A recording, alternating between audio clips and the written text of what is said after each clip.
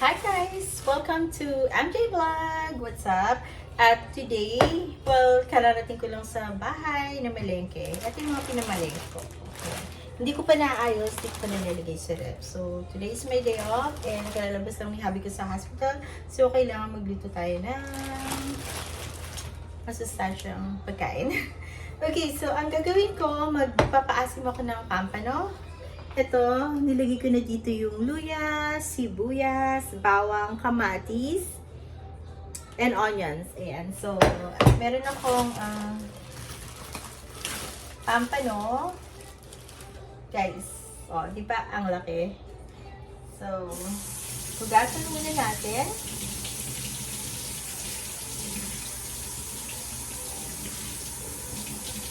Pinalinis ko na to sa supermarket. Naglilinis sila. So, malinis na sila. Malinis na sila. Siya. Yung fish. Ayan. So, ilagay natin dito sa ibabaw.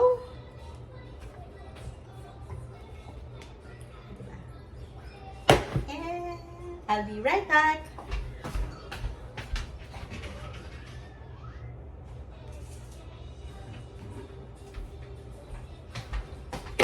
So, lalagyan natin ng asin. Tinigman ko baka sumol siya. Haklasan natin yung fish.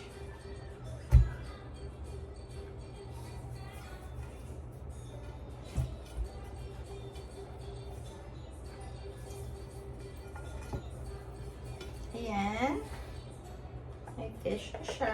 Ay, may fish na. May asin, guys.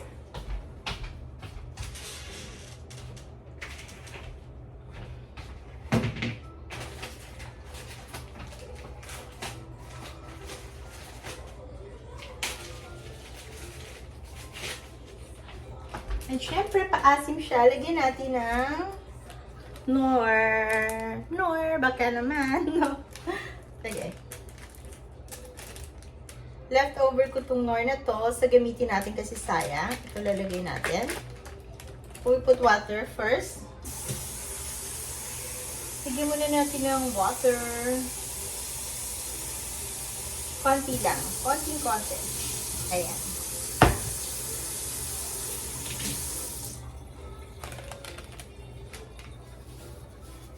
Lagyan na natin to habang i-boil natin yung fish.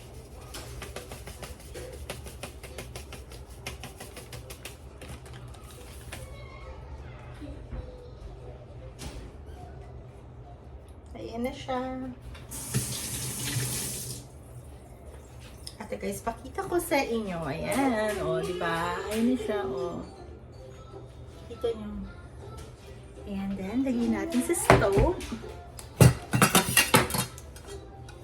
Cover natin, and ready na siya.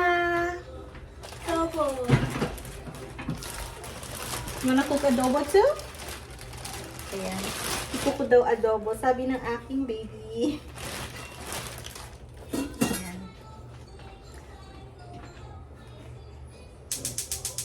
Adobo. Yes, baby. We're gonna cook. There you go, guys. Ito na siya. Ayan. Cover natin. Ayan.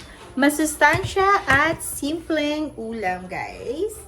Ayan. Thank you, guys, for watching. Bye, everyone. Subscribe and like.